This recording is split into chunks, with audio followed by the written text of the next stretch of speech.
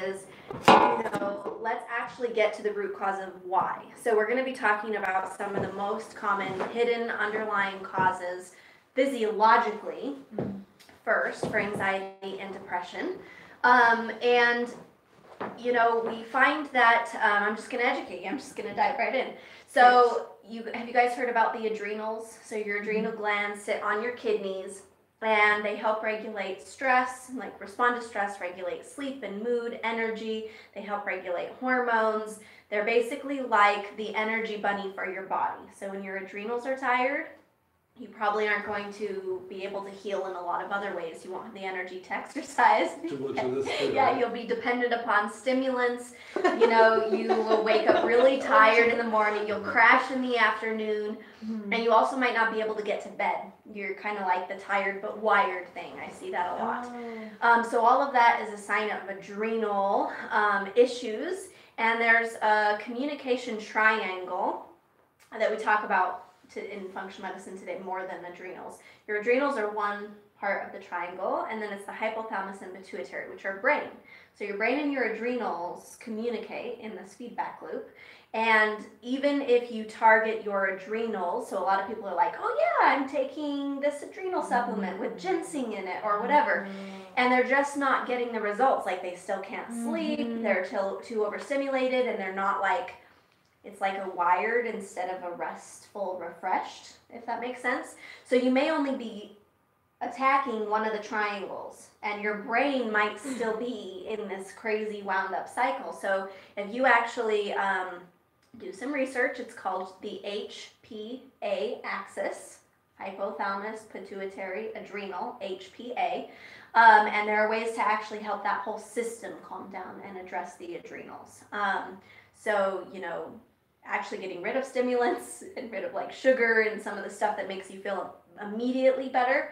There are actually herbs and different foods, sea salt, even upping your sea salt intake or drinking it in water in the morning. Why will sea help. salt? Minerals? Minerals. It's very healing and restorative for the adrenals. Bone broths, and there's a lot you can do. So the HPA axis is probably off in most people. I do give a free consult, which I will do a full assessment on your adrenals and your brain. So if you're wondering if that's you, it'll just take 20 minutes for me to figure that out, and then you can know how to address that. The next part is your digestive system, and a lot of the neurochemicals and brain chemicals for your body, for your happiness, and that are anti-anxiety are made in your gut. So 90% of your serotonin is actually made in your gut. So most people try to give antidepressants for your brain. So serotonin is like a happy chemical. Okay, because I'm thinking, is it like the opposite of dopamine? But no, it's also okay. So there's serotonin and there's dopamine and there's so they're just different neurochemicals. And typically the antidepressants that the medical community puts you on are number one for serotonin, and then sometimes for dopamine. No, I've heard some antidepressants also work with adrenals.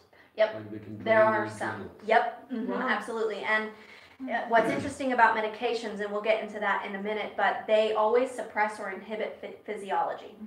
And it's in their name. It's a something suppressor, something inhibitor, something blocker. And this is true especially for psychotic, like antidepressants. So if you think about that, you're not necessarily, that might be a great Band-Aid that you absolutely need. Depression is serious. Don't ignore it. Don't try to deal with it naturally. Make sure you have somebody supporting you. Take your meds. I'm not telling you not to. But there are root causes that if you actually work with a practitioner who knows how to support your body, typically you restore the function and you don't need the meds. And your own doctor will tell you, it's too much. Let's decrease the dose. Let's get you off.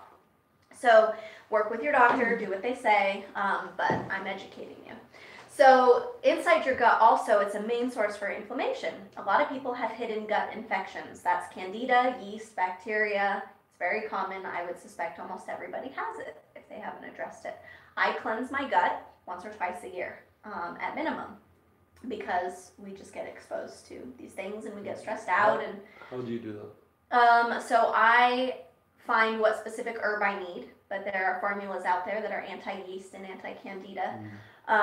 Is that kind of like people should contact you for more details, or Google it, or that's another topic for another day, or like I don't want you to go too far down that road unless you want to. Probably another topic for another day, but there are simple things like, garlic or oregano, or there's silver, or there's, products like Candex that have enzymes that break apart the yeast. I use professional grade supplements that are only available to practitioners because they're much more concentrated. They're highly effective.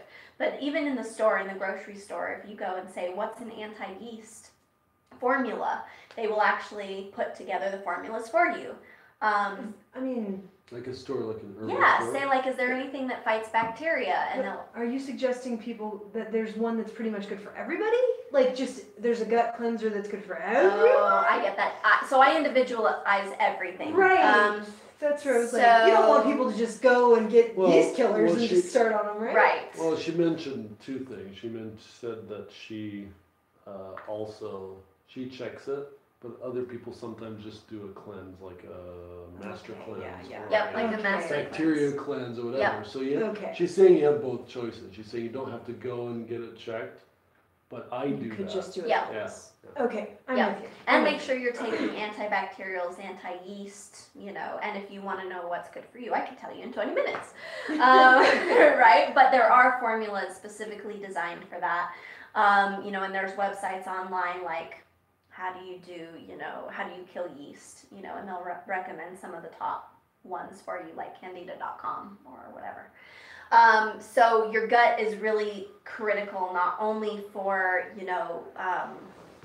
making the brain chemicals that fight depression and anxiety, but they also produce inflammation, which inflammation is a huge source of depression and anxiety. Some practitioners in some studies, you could actually go so far to say that depression isn't a neurochemical problem. Depression is actually an allergy, or depression is an inflammation of the brain. So if you decrease the inflammation, then the brain's happy again. So I actually noticed that, and Heber, my husband, notices that when we eat what we're not supposed to eat, like we figured out that we react to certain foods, we notice that our mood, we get depressed and I get anxiety. He gets depressed, I get anxiety. So sometimes it's inflammation. So, there's very physical, real causes that it's not all in your head. Maybe it is, but it's physical, right? It's not just a mental thing that you don't know why you can't willpower through anxiety or willpower through depression. And for family members and friends, you can't willpower through anxiety and depression. It's not a mental thing. You can say that again, power? You can't always willpower. So a lot of people don't give people with anxiety and depression understanding. Right, just man up. Yeah. Just get over it. Get over it. Tough it out. This is life. I feel those things too. It's like... You're saying you can't always, but you can sometimes too. Right. So what I would say is, for friends and family, have understanding. They also need to get that there's a physiological component that sets a person up to be depressed or anxious. And it's not a matter of willpower. That has nothing to do with the physiology. Okay. So the better thing would be, for our audience today, there's a root cause. It's more than just going to antidepressants. There's a lot of options. And when we get to the root cause, it provides a lot of understanding, and we can actually set the body up to disappear anxiety and depression forever. So I would say, instead of, jumping to a willpower conversation, because there's a lot of misperceptions like, oh, you're weak, or there's just judgments around it. Don't be whiny about it. Yes, you. Instead of physiologically, there's no way for this person to get out of it. Sometimes that is the case. Now, there's tools we're going to talk about today. You are, and I think you're going to talk about it too. But you're going to talk about shifting the physiology, aren't you? Exactly. Because if it's physiological, you shift the physiology, you have a different result. Exactly. And once you understand, there is a way to shift how you interact with it. If I am depressed, and there's no way out of it because my brain chemistry, my body physiology is set to be depressed, there is a way, and you'll cover this, to not... there's a way to interact with that depression as an experience instead of being so overwhelmed by it. So that's very important too. That's not. So she'll talk about that. But there is a root cause. Nutrient deficiencies are huge. So your gut is also responsible for absorbing certain nutrients. If you're not digesting your protein, you are not breaking down the building blocks, the amino acids, and those are the building blocks for your brain chemicals. So if you don't have enough building blocks for your brain chemicals, you're not going to make enough, and you're going to experience depression and anxiety. So one of the ways that I tell, by the way, if you have any digestive complaint, gas, bloating, loose stools alternating. I don't think we could say that on air. I talk about poop every day. I have people send me pictures of their poop. It tells you a lot. By the way, if your poop is streaking the toilet, if it takes a lot of toilet paper, if your poop is floating, if it's not dark brown, there's signs that you're not digesting. Also, there's a line in your tongue. I actually have it right now. Mm-hmm. It's a vertical line. That's a sign that you don't have enough stomach acid in your body to digest your protein. So there's a lot of signs. Wait, you mean it just goes away when you balance it out? Yes. Wow. Yep. Because those cells actually repair. Wow.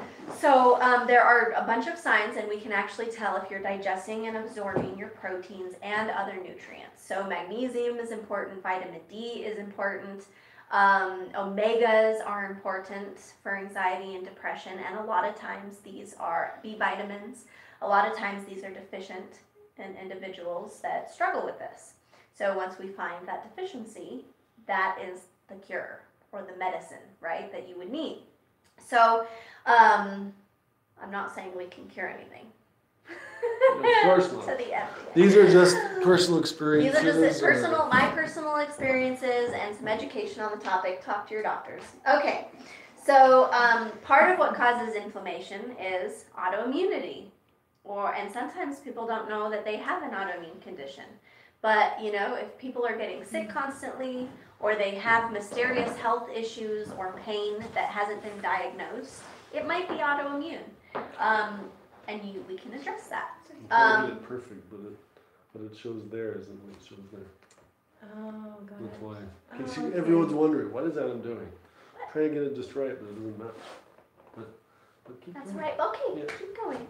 So we talked about infection, even chronic viruses. Like if you had recurring mono as a teenager or in high school, which is common, or you had your tonsils out, or you got the herpes virus and you get breakouts often, or recurring strep or something like that. Those are signs, like that's, where you got bit by a tick. Those, even though you might not feel sick, it can actually express as anxiety and depression. So we're looking for triggers, inflammatory triggers. Blood sugar is huge. So your brain runs on glucose. And when your blood sugar's low, it's like your brain doesn't have the fuel it needs, and it won't make the neurochemicals, and it can contribute to depression and anxiety. Especially for anxiety, when your blood sugar drops too low, you produce adrenaline. It wears out your adrenals, first of all. And second of all, the adrenaline, if you think about anxiety, it can be an adrenaline problem. Yeah. So eat protein and fat every 3 hours with a fruit or vegetable, but I always make sure I'm eating something with protein or fat in it. And I do set an alarm for 3 hours. Most people with these problems don't get hunger cues. Your body has lost the ability to ascertain when you're hungry. Really? So then you go too long without eating until you crash. And then you're hangry. Yeah. I've had that experience. Yes. I just brought in chocolate almonds today into the studio, but so I'm thinking fat and protein. I mean, there you go. I love it. Yeah. Try to keep it low on the sugar. I did have several. The sugar. Yeah, I know. She actually pushed me out of the way to grab them. I'm like, no, they're not. By the way, sugar. So you will typically want to gravitate towards foods for the quick fix. So when you're hangry, you crave carbs and you crave sugars, and it spikes. So boom, there's your blood sugar way too much, way too high, and then you crash. There's your blood sugar way too low. So really sustaining that every 3 hours, set an alarm, and just start being present to, oh my gosh, am I really waiting 6 or 7 hours before eating? Probably. You probably are. So make sure you just have a snack, and make sure you keep your blood sugar very stable, and within weeks you should know a difference. So When my blood sugar crashes now, I think I get away with it. What? I think that I can get away Oh. with not managing my blood sugar because there's not an immediate thing. Like it's not an immediate symptom. And then 2 to 3 weeks later, I'm flared up. I have anxiety and I'm depressed. So it actually, like for me, I don't notice an immediate day by day. It actually takes like 1 to 2 weeks of managing or not managing before I feel stabilized. And if you think about it, that allows your brain to actually catch up with production. So could that be said like you take care of yourself so good that your cells are well maintained, but when you let it go, they slowly get depleted over time? Yeah, so you might be like, there's no difference if I manage or don't manage my blood sugar. There is. And you might not notice it because it might take 3 weeks for your brain to actually start producing those chemicals again and come out of starvation mode or come out of, the impacts of a mismanaged blood sugar situation. So I'm going to go set an alarm on my phone as soon as our show's over. Brilliant. Every 3 hours. So I go by the clock because I still don't always have hunger. And then when your adrenaline kicks in, or if you do drink coffee or other stimulants, you're not going to be present to hunger because it actually, so don't wait until you're hungry. Well, yeah, Exactly. like coffee is known to be an anti or a suppressant, not anti, but a suppressant, appetite suppressant. Right, Oh. and it Appetite stimulates suppressant. the adrenals, so the adrenals help regulate the blood sugar, so you're not present to the crashes. So, Yep. Okay. so when you came early, sometimes I don't eat before the show. I just apple, banana, or something, right? But when you came early, I was eating. I was like, no, I better make sure I eat. Yep. Because I want to have that Yep. balance, right? And mood has a direct impact. Your ability to process life and information, totally connected to blood sugar. I notice it now. If my clients haven't eaten and we start an appointment, I tell them, take 5 minutes, go get a snack. Because you're not going to process this appointment and the information and the education. If you're going to get body work like a massage, eat first. Because your brain can't remember being fixed.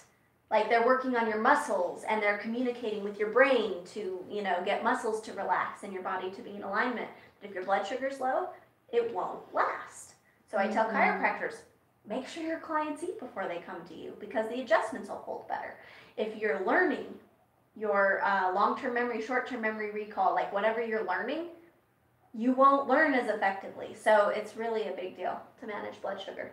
Hormone issues. So women, if you have issues with your cycle, it's common but not normal. You really shouldn't have PMS. You shouldn't have pain. Barely a cramp there, barely a cramp here. You should basically know that you're bleeding once a month, and that's the sign that you're on your period. So hormone issues like that are huge. If women have the facial hair or what are other signs, like PCOS, signs of PCOS? I don't know what that Oh, is. sorry, thank you. Polycystic ovaries. So if you have like endometriosis or PCOS, that's actually a blood sugar problem, but it's not normal. It can be addressed. So that could actually be feeding anxiety and depression, is regulating hormones. And for men, if you've got man boobs, if you've got, the lower belly patch, there's certain signs, and guys, because you're insecure about it, that's hormonal, and we can address it. And that could actually be the only thing feeding anxiety and depression for you. Sleep. If you have sleep issues, don't settle. We gotta fix those, because that in and of itself can cause all of it. And food sensitivities, which I have found in every single one of my clients.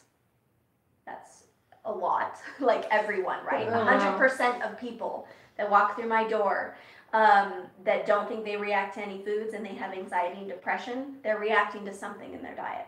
It's probably the thing that they Well, if crave. the gut, like you said, makes all those, mood regulating brain chemicals, then it really makes sense that anxiety and depression are highly linked with how our gut is dealing with our food plus what we're eating. Totally. Yep.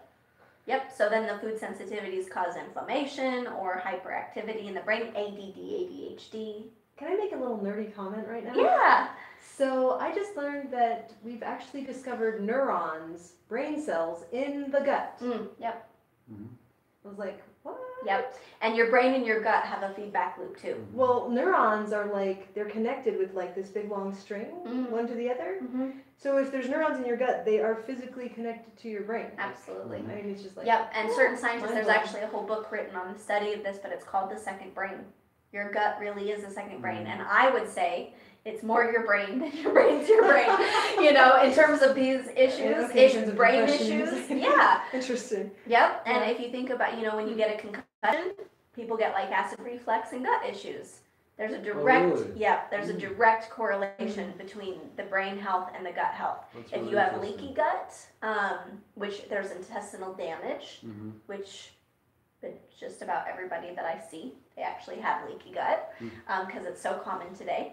And if you have a leaky gut, you have a leaky brain. So they very much all go together. Your brain and your gut are like the same. Why do you think it's so common with having a leaky gut? Because of the underlying causes. So stress, hormone issues, food sensitivities, antibiotics, which we've pretty much all taken. Pregnancy even causes leaky gut by design. Painkillers are designed to cause leaky gut so the painkiller can be absorbed faster. So, you know, we've all been exposed to those. Infections, you know, all of those are causes of leaky gut. The standard American diet, inflammatory foods, like every time you eat sugar or gluten, refined sugar, or gluten or GMOs, it attacks the gut. And even in healthy foods like beans and nuts and legumes, like they contain things that can actually damage the gut. So I actually take myself off of those, like for my 2 times a year. I pull all those out and I make sure that my gut is healed. Cool. So conventional meds. Okay, so let me just recap. There's underlying causes that we actually know. They're easy to find once we know how to find them. I can probably figure you out in 20 minutes and kind of put you on a path that's going to address whatever those root causes are for you.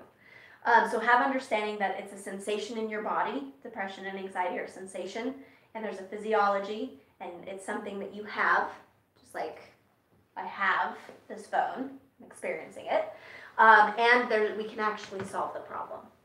So conventional medicine typically prescribes Medication. yes, antidepressants, and everybody knows that. Well, you're depressed, you take antidepressants, or you have anxiety, you go on meds. So I want to describe how the most common form of those work. So reuptake inhibitors, like SSRIs is a reuptake inhibitor. So let's look at that. So if this is one nerve cell, and this is another one, there's always a gap in between them. And how these typically communicate is one cell will release a bunch of molecules, and on this cell, on both cells, there are receptors. So their receptors work like locks and keys. So only the right thing can fit in the right receptor and then get the cell the message, okay? So the normal process is it releases the molecules, it hits the receptors, it gets the message, it tells your brain, got it. Thank you, I got the message. And then you reuptake all of those chemicals so that they're not continuing to stimulate the nerves. Great. So if it continues to stimulate the nerves, can't you see how damaging that would be? The receptors would get tired or burnt out or broken. They would actually, and your brain doesn't let that happen. So if you don't reuptake those chemicals, Your brain's probably gonna numb it down. it does. Stop It listening says so much. stop producing any. So stop making them, stop releasing them, and it tells the receptors, hide. Okay. So the receptors actually hide in the cell. So now this cell only has, 1 instead of 10 receptors, because it's not designed to have constant stimulation. That's too much.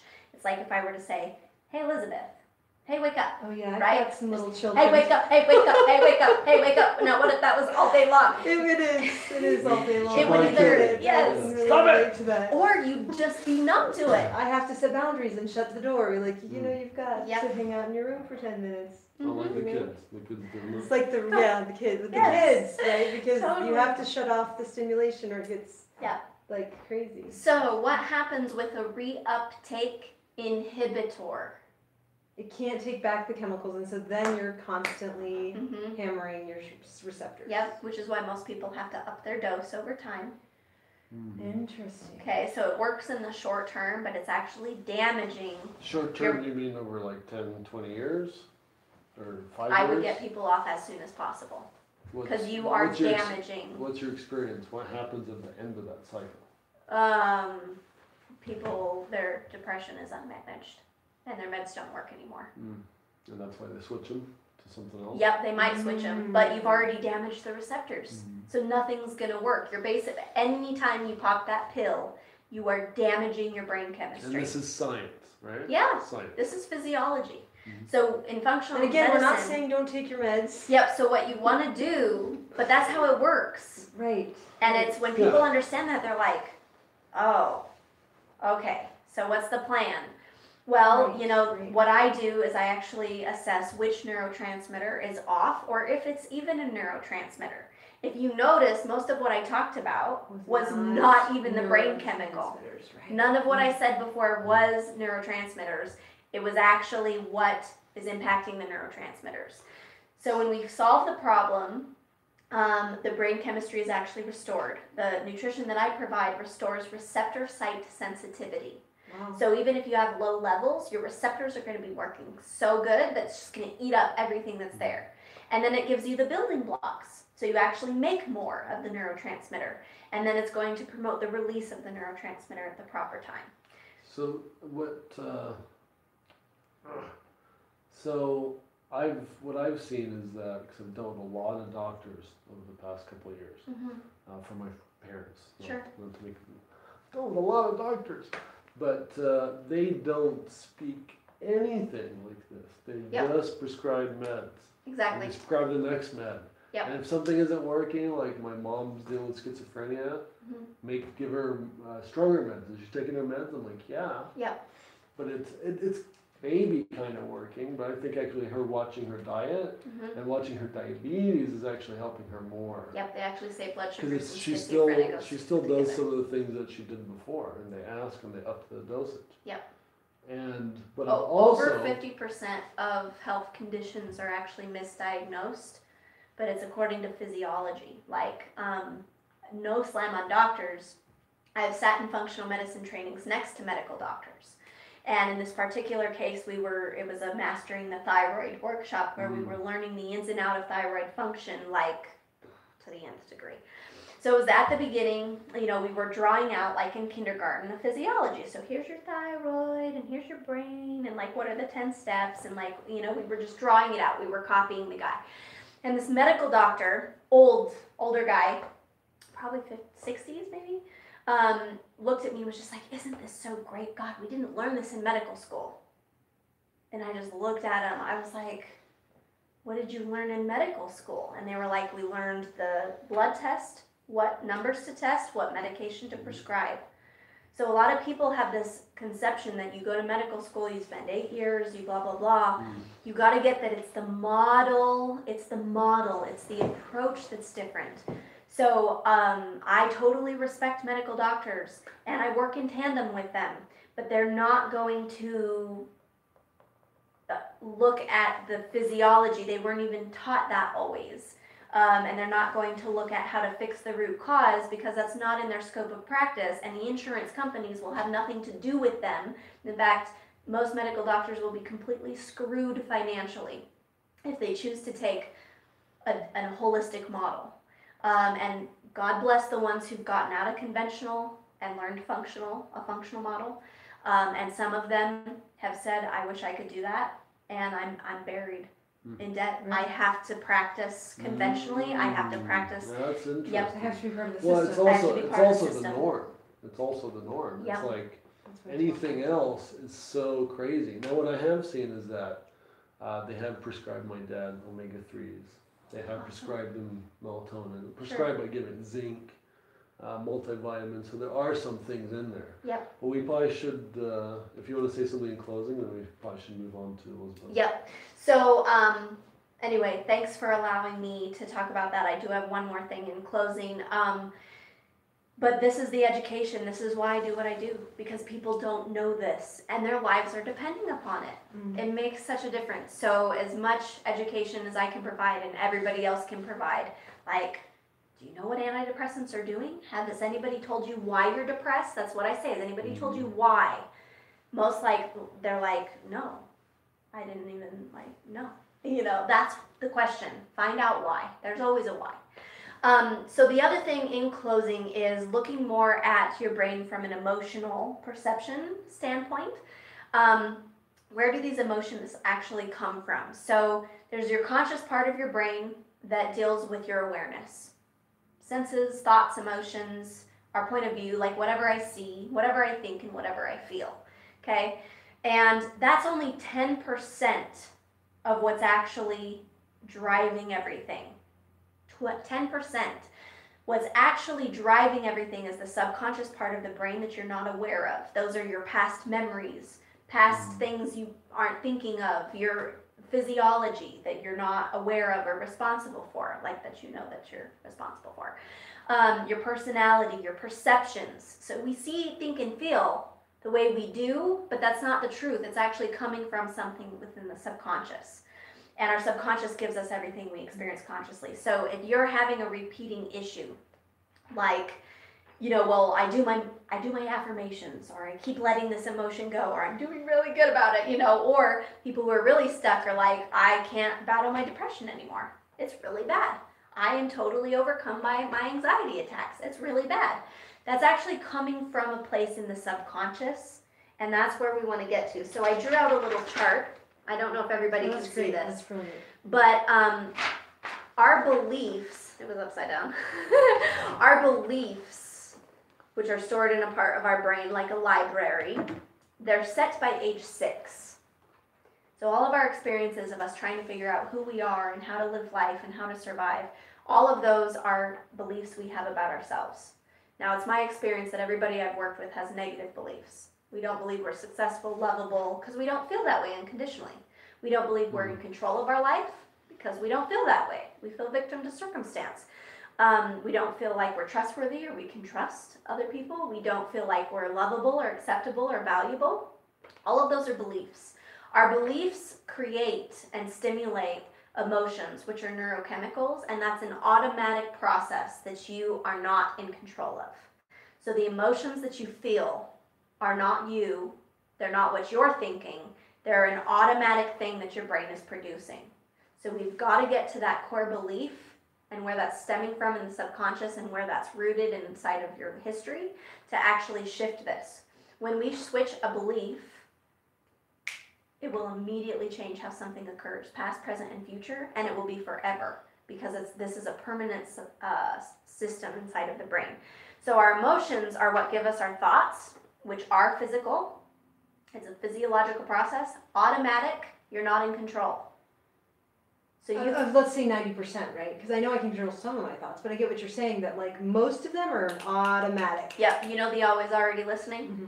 So there's something in your brain that is your brain that is always already listening and commenting on everything. Mm-hmm. And it's always present. What is that?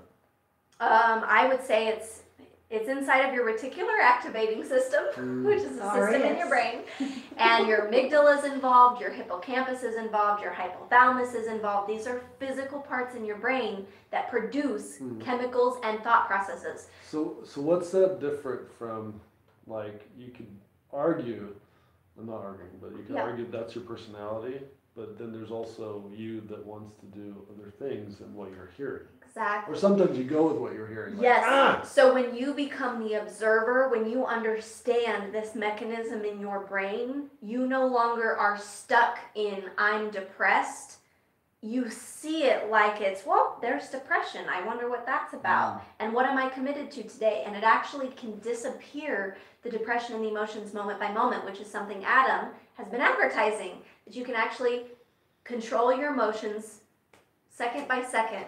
And you really can. So it takes conscious thought, and if I can interject, it's painful. Like, it can show up as it's painful because you're like, I want to wrap the show up, right? But you're like, it's okay. Just let go that it has to look a certain way. Just be with it. Right. And or whatever, or like, hey, someone's upset at you. it's okay. You don't have to react the way you want to react. You can actually like, okay, I hear that. I don't really, this isn't the time I can talk to you right now. Yeah. Let me call you back later. So if you're not in control of your emotions and you know who you are, because, right, normal human beings, we're not taught this in school. We're not taught this growing up. If you have not been trained and you don't have a coach to teach you the tools, you don't know how to do what we're talking about. And it's going to occur to your brain like that's not possible because of your belief system. So just be in communication, get a coach. That's really powerful. So from our thoughts, we create a way of being. This is where we respond. If I feel attacked, I can only be submissive, defensive, aggressive. There's no other possibilities. Submissive, defensive, aggressive. Okay, I'm with you. So for me to think that I can just be some other way other than what I'm seeing, thinking and feeling, that doesn't last. And from our being, we create behaviors. So if I'm being, protective, there's no loving, generous, successful, nothing else is in the scope of my brain but defend. It kills off all other possibilities of behavior. So I just wanted to educate, this is the loop your life is in, and if we can get to that core belief and switch that, and it's a belief about you. Is it an I'm not good enough conversation? Start actually writing down and journaling, not just the emotion, I'm depressed, but what's actually going on deeper. Why am I depressed? When does depression show up for me? Oh my gosh, I feel like a screw up. I feel like a failure. I feel like this, I feel like that. Then you'll actually know what conversation you're dealing with instead of just, being stuck by the surface level. I don't know how to get rid of depression. Does that make sense? Yes, So go deeper yes. and actually Pay look attention. into it. Why? Because it's a guide. Our emotions are very powerful, and there are signals to we're not getting something we're committed to in life, and we're not willing to settle. It's a very powerful, positive, good thing to alert you that something is not what you really want it to be in life for anxiety and depression. So anyway, thank you. It's not just talk therapy. You can't talk this stuff out. You've got to get to the subconscious root. And how I do that is I do cross-lateral exercises. I actually stimulate the part of the brain that's subconscious so that it can rewire the brain. Because your brain will kick out anything that doesn't approve those beliefs after 72 hours. After age 6. So yeah, if I take anything conscious and I'm just talking about it or I'm going to therapy, those beliefs are set by age 6. After age 6, there's no changing your mind. I do it now. I know how. But there's no consciously changing your mind. So you're going to counseling. Yeah, counseling for 10 years, even conscious coaching. We got to get deeper into the subconscious root. So that's a method that I provide. But you're not saying that after the age of 6 you can't learn or make a new decision or touch the stove and it's hot and decide not to do that again. What I'm saying is your beliefs are sealed. And unless if you have the tool to shift those, which there's only one technique I know that actually does it completely, and there's 2.5 others that kind of do it, but not really, out of everything in the world that I know about right now, there's only one technique that actually gets to the root and neurologically shifts it. So it's a very specific way that we have to rewire our brain, and it won't just be rewired. So unless if you have this really amazing, huge, life-altering experience where you discovered something so new for yourself, like gravity or hot, or, it literally, like your world flipped upside down or something, then that might be enough to shift some subconscious things, but it's not going to address the root belief about ourselves. Well, cool. So if you could, Elizabeth, just kind of Let's take a look at our time So real we only quick. have, we only have about 2 minutes. Okay, perfect. I To the can read. bullet point. Perfect. Okay, Do and we then want I to- will provide a blog post in detail about this. I can't. I'm headed to work. Okay. So I will create a blog post for this in detail at elizabeththeinterpreter.com. But I'm addressing more the practical side of experiencing depression. So number 1 is going to be, I've got 3 points I want you to consider. One is you are not your depression. This kind of, I'm borrowing a quote from Prince EA, that's a YouTube channel person. He's brilliant. But The point is, you're experiencing depression, it's not who you are. And when you are able to disconnect those concepts and really get, oh, I'm experiencing depression, like McCall said, now you're the observer, and it makes a massive difference in how you can react and deal with it and have your life work. So number one, accept your experience and you are not depressed. Number two, don't give up finding a resolution. Just have it that, you know what, I haven't found one yet. I haven't found an answer yet. I don't feel better yet. And that gives space for you to find something new. Number three, you can learn to keep living, keep making a difference in the world, and keep doing what you're committed to while experiencing depression.